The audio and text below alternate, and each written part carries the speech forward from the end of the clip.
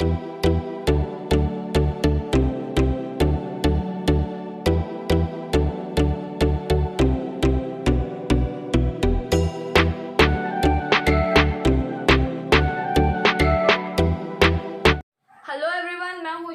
मेरा नाम है इंदर और आप देख रहे हो शिवा ब्लॉग में आपका स्वागत है। Welcome to channel. सो अभी हम खानसर का नया वीडियो करने वाले हैं INS Vikrant, how aircraft carrier works. INS Vishal, INS Vikram readers and avionics. आइए देखते हैं। जय हिंद। आईएनएस विक्रांत जो भारत का पहला इंडिजीनियस एयरक्राफ्ट कैरियर है, इसके बारे में टोटल स्पेसिफिकेशन, इसमें कैसे कैसे ये काम करता है एयरक्राफ्ट कैरियर, इसके बारे में समझते हैं।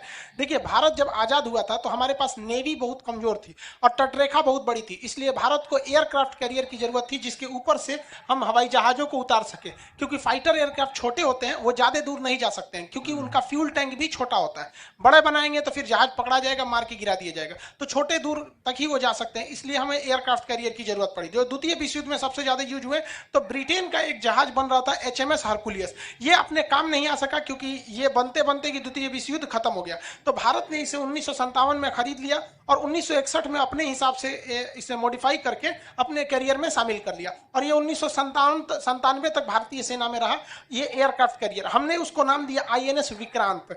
तो विक्रांत जो है हमारे साथ कई यादें जोड़ा है 1971 की लड़ाई में। 1971 की लड़ाई में बांग्लादेश का नक्शा पलट के रख दिया यही विक्रांत। इसको डुबाने के लिए आया था पाकिस्तान का पीएनएस गाजी, जो खुद डूब के चला गया। और 1971 की ये वीडियो को, ये पिक्चर को कोई भूल नहीं सकता। हालांकि 1971 की लड़ाई पे हम पूरा एक वीडियो बना दिए हैं, कितने लोग देख लिए होंगे लोग। अब हम समझते हैं विक्रांत के बारे में। विक्रांत जब रिटायर हुआ तो इसे तोड़ दिया गया। हालांकि ये नहीं तोड़ना चाहिए था, इसे एक म्यूजियम बना देना चाहिए क्योंकि इसने पाकिस्तान के 2 टुकड़े किए थे, इसे करना गलत था। हालांकि इसे डिमोलिश कर दिया गया यहाँ पर और इसके लोहे को, मतलब बहुत ज़्यादा इसमें लोहा निकलता है, इस लोहे को बजाज कंपनी ने खरीद लिया था और उसने एक मोटरसाइकिल बनाया था विक्रांत। आप देखे होंगे उसका इस तरह से लोगो रहता है। हालांकि एक तरह से अच्छा ही काम किया, उसने कहा कि इसमें देश का लोहा लगा हुआ है विक्रांत जहाज का। विक्रांत के डिमोलिश के बाद हमारे पास एक और था विराट, उसको भी हम लोग ने रिटायर कर दिया। विक्रांत और विराट के रिटायर होने के बाद भारतीय नौसेना ने यूक्रेन से, जो पहले यूएसएसआर का था, आईएनएस विक्रमादित्य को खरीदा। ये क्यू क्लास का एक एयरक्राफ्ट कैरियर था, इसको हम लोग ने मॉडिफाई किया और इसे रखा। तो भारत जैसे इतने बड़े तटरेखा वाला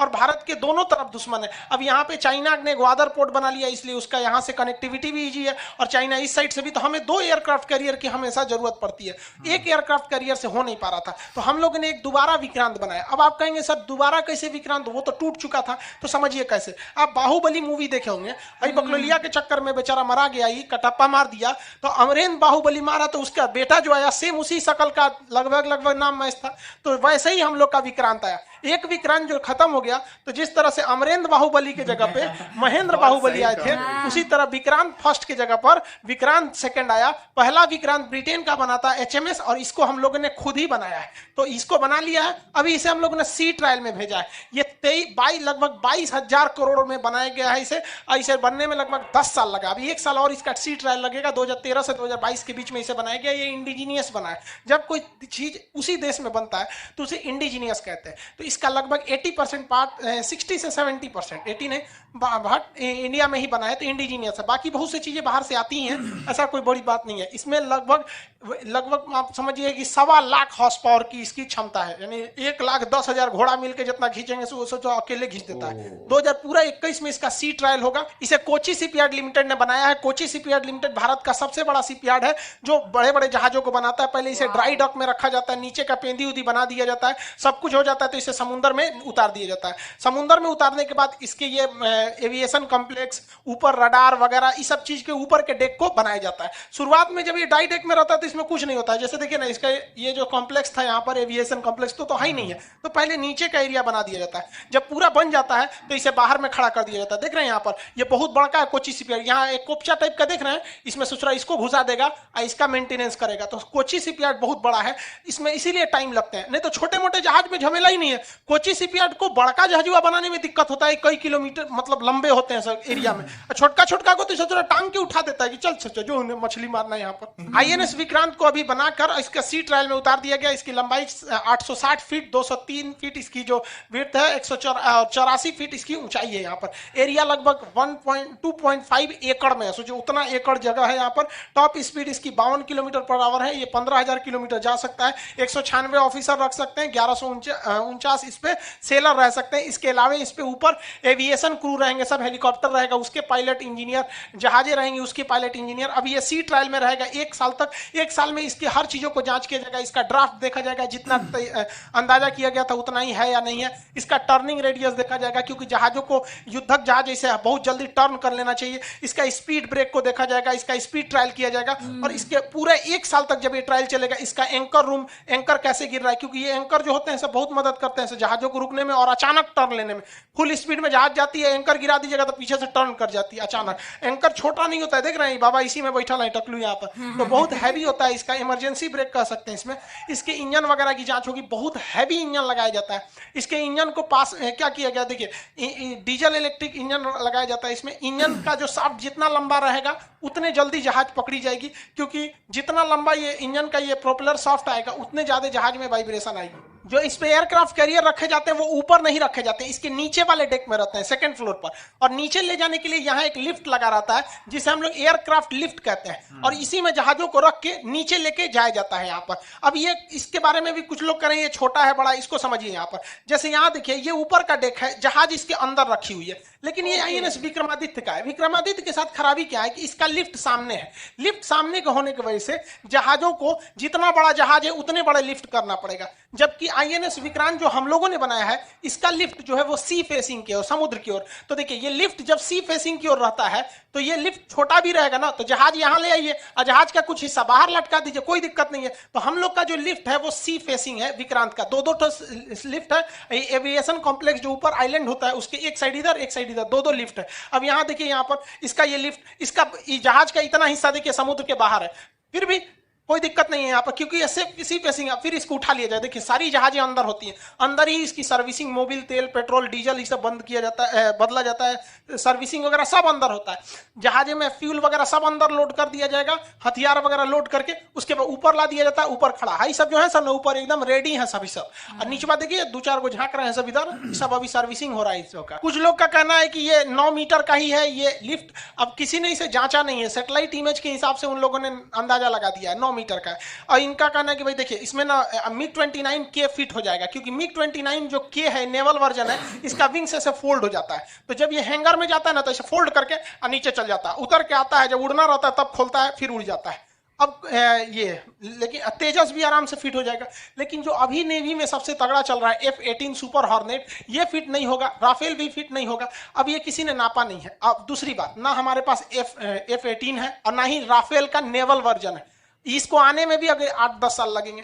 तो अगर मान के चलिए ये फिट नहीं हो पाएगा तो हम इसे लंबा चौड़ा कर देंगे। तो आप कहेंगे सर उसके लिए 6 महीना टाइम लगेगा इसको अलग करने के। भैया इसको सर्विसिंग में भी 6 महीना लगती है, किसको? पूरी बड़की जहाजिया। तो 6 महीने मान के चलिए हमें इसे चौड़ा करना पड़ा, तो जब ये सर्विसिंग में जाएगी तो वहीं कह दिया जाएगा नेवी वालों से भाई इसको और चौड़ा कर दो। हालांकि इसमें कहा जा रहा है कि 11 मीटर का है, लेकिन ये बहुत बड़ा इशू नहीं है। जब जरूरत पड़ेगी तो हम लोग कर लेंगे। अभी हमारे पास कौन सा है? तेजस ही है, नेवल तेजस तैयार कर रहे हैं, MiG-29 के है। अब वो ये सब जहाज आएंगे 2030 के टाइम पे। हाँ ये बात अलग है कि लिफ्ट को बड़ा होना चाहिए, जरूरत से थोड़ा सा ज्यादा ही बड़ा रहना चाहिए। छोटे में अगर लिफ्ट छोटा रहेगा तो जहाजिया ऊपर फंस जाएगी। मान के चलिए लिफ्ट छोटा है, जहाज बड़ा, इसे रख दिए इसी पे जहाज, लिफ्टवा नीचे चल जाएगी, ऊपर फंस जाएगा इसे। इसका जो डेक होता है इसकी मार्किंग को समझते हैं। देखिए ये रेड लाइन जो दिखा रहा है, ये रेड लाइन ये हैंगर एरिया है, यहाँ जहाजों को खड़ा करना हो रहता है। यहाँ जहाजें खड़ी रहेंगी, वो जहाजें खड़ी रहेंगी जो रेडी टू फाइट है। और ये तो हैंगर है, यहाँ पर इसके रास्ते अंदर नीचे चली जाएंगे। अब ये जो येलो लाइन है ये रनवे का लाइन है। इसमें 2 टाइप के रनवे होते हैं। एक शॉर्ट टेक ऑफ के लिए, यहाँ से जो टेक ऑफ करेगा जहाज उसको पूरे फुल पावर के साथ उड़ना पड़ेगा, क्योंकि ये रनवे छोटा होता है। एक यहाँ रहता है, यहाँ पे थोड़ा ये लंबा रनवे होता है। दोनों में सेम जहाजें उड़ती हैं, लेकिन अगर मान के चलिए आप ही को 100 मीटर का दौड़ और 200 मीटर का दौड़ लगाना है तो एनर्जी में डिफरेंस आता है। इसको इसलिए रखा गया है 2 टाइप का कि ज्यादा से ज्यादा जहाजों को कम समय में उड़ाया जा सके। एक यहाँ से फटाक से उड़ान भरा, 2 सेकंड का गैप देके एक ठोक उधर उड़ा दीजिए यहाँ पर, और एक ही रनवे रहता तो दिक्कत होता। इस रनवे के अलावा यहाँ पर लैंडिंग के लिए ये वाला स्ट्रिप होता है। लैंडिंग वाला स्ट्रिप होता है यहाँ पर, इस पर जहाजें लैंड करती हैं। ये गोल वाला है हेलीकॉप्टर को उतरने के लिए है, यहाँ पर हेलीकॉप्टर वगैरह को। आप कहेंगे सर यहाँ हेलीकॉप्टर रहेगा तो लैंडिंग कैसे करेगा? हेलीकॉप्टर को उड़ा दिया जाएगा, लैंड करके फिर रख देते हैं, अपने यूज के हिसाब से होता है यहाँ पर। अब इसके लैंडिंग के टाइम पे पीछे अरेस्टेड वायर रखना पड़ता है। देखिए यहाँ पे जहाजें हैं, ये खाली पे है, इसमें भी खाली दिखाया गया है, जबकि यहाँ पर है पूरा हैंगर लोड है। यहाँ पर ये सारी जहाजें जो हैं रेडी टू फाइट पे खड़ी हैं सब। यहाँ पर ये यहाँ पर अभी रनवे के पास देखिए, यहाँ से ये टेक ऑफ के लिए रेडी है, यहाँ से टेक ऑफ कर सकता है। यहाँ पर जहाजों को आजकल उतारने के लिए कम जगह पे अरेस्टेड लैंडिंग किया जाता है। यहाँ 3 वायर होते हैं। अमूमन जहाज का जो पायलट होता है जब लैंडिंग करने के लिए आता है तो इन 3 वायर में से बीच वाले वायर में फंसाने के लिए वो ज्यादा प्रीफर करता है, क्योंकि पहले में अगर फंसाता है तो हो सकता है कि उधरे गिर जाए। देखिए जहाज में नीचे हुक लगा होता है, इसी को कहते हैं अरेस्टेड लैंडिंग। ये आता है और इसमें फंसा लेता है, और ये फंसाता है तो ये जहाज लैंड करती है ना इसी हुक के वजह से। और ये जहाज जो भी पायलट आता है फुल पावर के साथ लाता है कि बाई द वे अगर हुक ना फंसे तो वो वापस लेके उड़ जाए, और फंस गया तो खुद ही रोक लेगा। और पायलट को पता भी चल जाता है, वो फुल पावर से आता है और केवल चक्का टच करता है और वो सोचता है कि भाग जाए, और अगर फंस गया उसको लगता है कि नहीं भाग रही है तो समझ जाता है फंस गया है, रोक देता है, नहीं तो लेकर फिर वापस उड़ जाएगा। कभी कभी नहीं हो फंसता है। पायलट को यहाँ पे लैंडिंग कराने में सबसे समस्या आती है, क्योंकि एयरपोर्ट पर लैंडिंग कराना इजी होता है, लेकिन यहाँ पे जहाज कभी ऊपर नीचे घूमते हैं, कभी ऐसे, कभी लहर मारती है, उसपे से जहाज मूविंग होता है, तो इसको एंगल मिलाना बहुत मुश्किल हो जाता है कि इसका एंगल कैसे मिलाया जाए। तो इस एंगल को मिलाने में टेकॉन रडार मदद करता है। ये ऊपर से ये जो रडार देख रहे हैं यही बताता है कि देख बबुआ तोरा लैंडिंग, तो जहाज को थोड़ा सा और ऊपर करो, नीचे करो, दाहिने बाएं। समझ जाइए कि ये जिस तरह से वहां पर ILS सिस्टम काम करता है ना एयरपोर्ट पे, वहां पे ये टेकॉन सिस्टम काम करता है, और यही बताता है ताकि लैंडिंग आराम से इस पर किया जा सके और इजीली यहाँ पर अरेस्टेड लायर को फंसाया जा सके। इसके ऊपर ये वाला रडार को देखेंगे तो ये मेरीन रडार होते हैं, नेविगेशन रडार और मेरीन रडार। इनका काम क्या होता है? मेरीन रडार छोटे मोटे टारगेट को पकड़ते हैं, जैसे ड्रोन आ गया या छोटे शिप आ गए सब, नहीं तो इसी में बम बांध के लड़ा जाएगा तो भड़किए जाएगा। और नेविगेशन रडार जो होते हैं वो रास्ता बताते हैं जहाजों को कि ये रास्ता है, इधर से जाइए, नहीं तो पता चला समुंदर ऊपर से तो दिख रहा है समुंदर है, नीचे से कोई पहाड़ खड़ा रहेगा तो पेंदिए रगड़ा जाएगा उसका। तो ऐसी समस्या ना आए इसके लिए कई तरह के इसमें रडार लगाए जाते हैं। इसके अलावा अगर आप यहाँ पे ऊपर देखेंगे ये वाला, ये सेलेक्सर RN रडार, ये बड़े साइज के होते हैं, 2 ठो लगाए गए हैं यहाँ पर। ये एक इस साइड में उधर से में ये वार्निंग रडार होते हैं। ये 400 किलोमीटर रेंज होता है। 400 किलोमीटर के दायरे में कुछ भी आएगा पूरा वार्निंग सिस्टम को ये दे देगा। इस सारे सिस्टम को इसके ऊपर ही इसको लगाया जाता है ताकि वार्निंग इसको दिया जा सके। इसका जो मेन रडार लगाया गया है MM स्टार रडार लगाया गया है, मल्टी फंक्शनल रडार।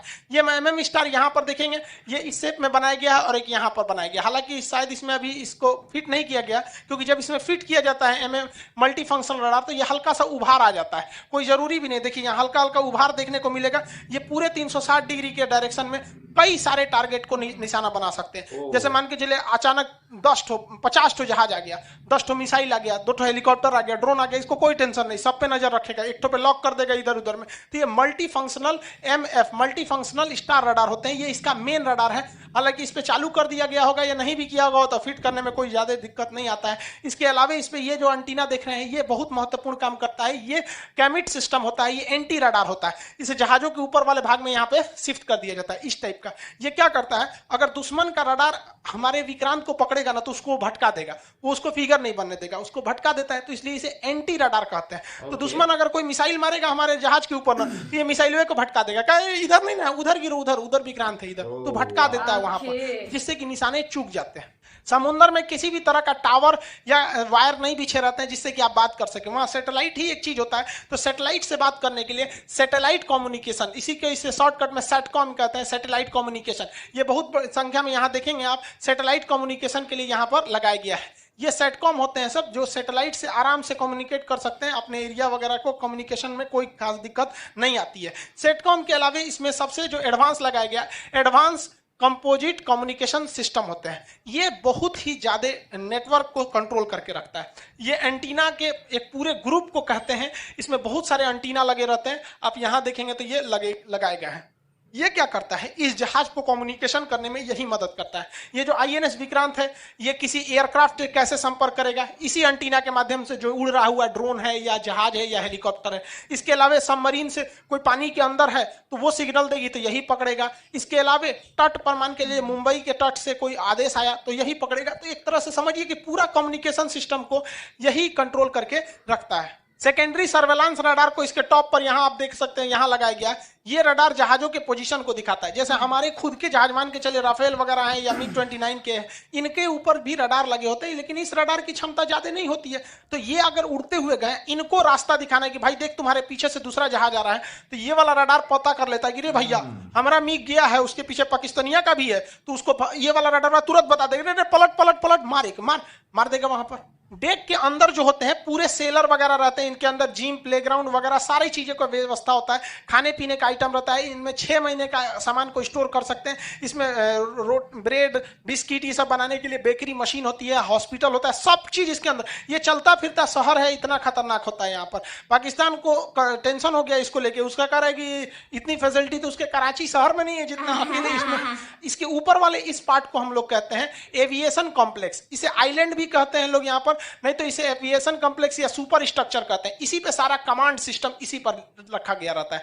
अब यहाँ पे कोई जहाज लैंडिंग वगैरह करती है तो इसी में से एयर ट्रैफिक कंट्रोलर एटीसी वगैरह का काम यहीं से होता है। जैसे देखिए यहाँ पर इसके अंदर बैठे हैं लोग ना, यहाँ से टुकुर टुकुर झांकेगा जहाज लैंड किया या नहीं किया, खाली है या नहीं रनवे वगैरह, ये सब चीज को ये एविएशन कॉम्प्लेक्स या सुपर स्ट्रक्चर से ही देखते हैं लोग। इसके ऊपर जो होता है ये वेदर रडार को भी लगाना जरूरी है, ताकि इन्हें पहले से चेतावनी मिल जाए कि आगे मौसम खराब है, चक्रवात, तूफान, सुनामी या कोई भी मौसम में गड़बड़ी आएगा, तो इनका खुद का वेदर सिस्टम होता है, बता देता है महाराज कैप्टन साहब उधर जा रहे हैं, टाइटेनिक वाला हाल हो जाएगा, गड़बड़ मौसम है उधर, ठंडा पड़ रहा है, मोड़िए मोड़िए दाहिने मोड़िए, पहले ही मोड़ देगा, नहीं तो जाकर थूर लेगा टाइटेनिक की तरह अपने, सब पैसे डूब जाएगा हम लोग का। तो इस तरह से ये सी ट्रायल पे निकला है। जितने चीजें बताएं इसका 1 साल तक गहन जांच होगा, काम कर रहा है कि नहीं। अब हम लोग का थर्ड एयरक्राफ्ट कैरियर आईएनएस विशाल, अब इस पे डिस्कस हो रहा है कि इसके चाहिए कि नहीं चाहिए। बजट के अभाव में कहा जा रहा है कि भैया इसको नहीं चाहिए, हालांकि हमें थर्ड एयरक्राफ्ट की जरूरत जरूरी है वहां पर। और थर्ड एयरक्राफ्ट जो आएगा उसमें ये स्की जंप वाला सिस्टम नहीं होगा। स्की जंप में जहाजों को ऐसे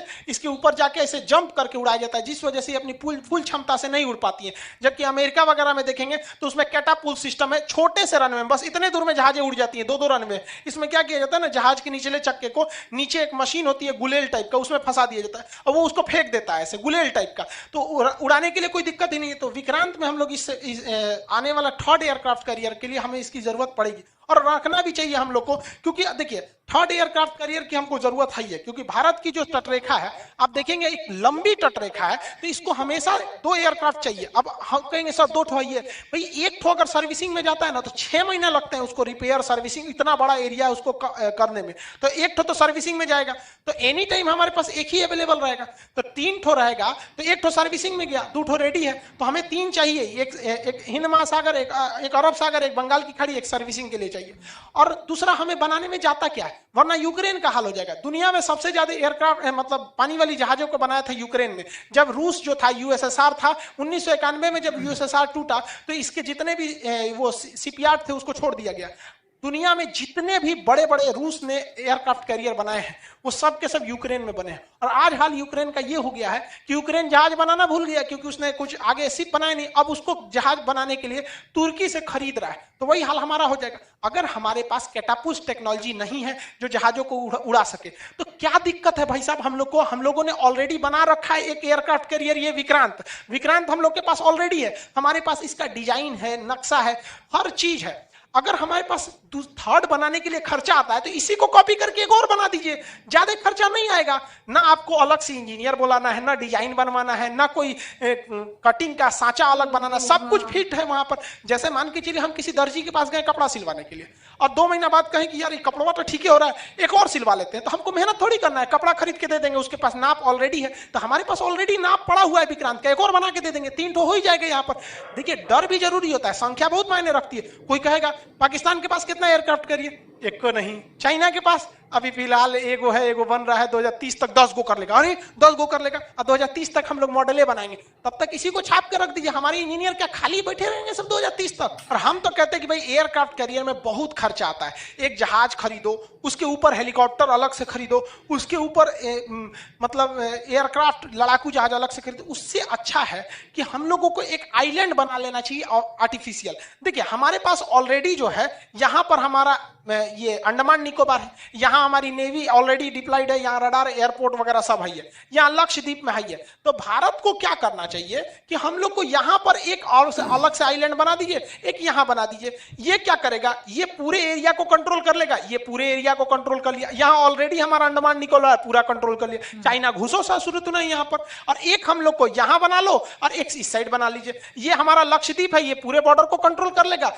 यहाँ एक आइलैंड बना लेते हैं इंटरनेशनल बॉर्डर में, कौन चिल्लाने आएगा, चाइना बोल बनाइए, कौन इधर कोई है नहीं चिल्लाने वाला, यहाँ पर पाकिस्तान चिल्लाएगा, उसको चिल्लाने दीजिए। यहाँ पर ये एरिया से यहाँ कंट्रोल कर लेंगे, एक आइलैंड इधर बना देंगे, चाइना ने यहाँ जिबूती में बना रखा है, कंट्रोल हो गया, खत्म कहानी। अब जो हमारे बचे सब विक्रांत वगैरह, उसको छुट्टा सांड की तरह टहलने दीजिए कि तुम टहलो जी भाई, इधर कोई दिक्कत नहीं है, और इस आइलैंड पे कोई झमेला नहीं होता है, आपको टेंशन फ्री है, आपका इतना एरिया आपको देखिएगा, तो ये एरिया सेफ हो गया, ये एरिया सेफ हो गया। अब इस आइलैंड को ना इसको दुश्मन के बम गिराने से झमेला है, अब भाई जहाज पे बम गिराएंगे डूब जाएगी, थोड़े गिरेगा, जहां बम गिरेगा वहीं कुछ हल्का सा डिस्टर्ब होगा। और आप यहाँ पर पूरा रडार फिट कर लीजिए, आर्मी के रहने का जगह बना दीजिए, हर चीज बना सकते हैं, और इसमें कम खर्चा है और सिंगल इन्वेस्टमेंट है, एक बार बनाइए, इसका कोई एक्सपायरी डेट नहीं है, जहाज का तो एक्सपायरी डेट हो जाता है, वहां पे उसको फ्यूल चाहिए, डीजल चाहिए, बैटरी चाहिए, जनरेटर चाहिए, ये चाहिए, इसके लिए कोई दिक्कत नहीं, उसके लिए साइज मायने रखता है, साइज बड़ा नहीं होना चाहिए, इसमें पूरा बनाइए, यहाँ पर पूरा हम लोग कंट्रोल कर सकते हैं, कम खर्चा में आ जाएगा। तो हम तो कहते हैं कि इस साइड आइलैंड से कवर करके इस साइड आइलैंड से,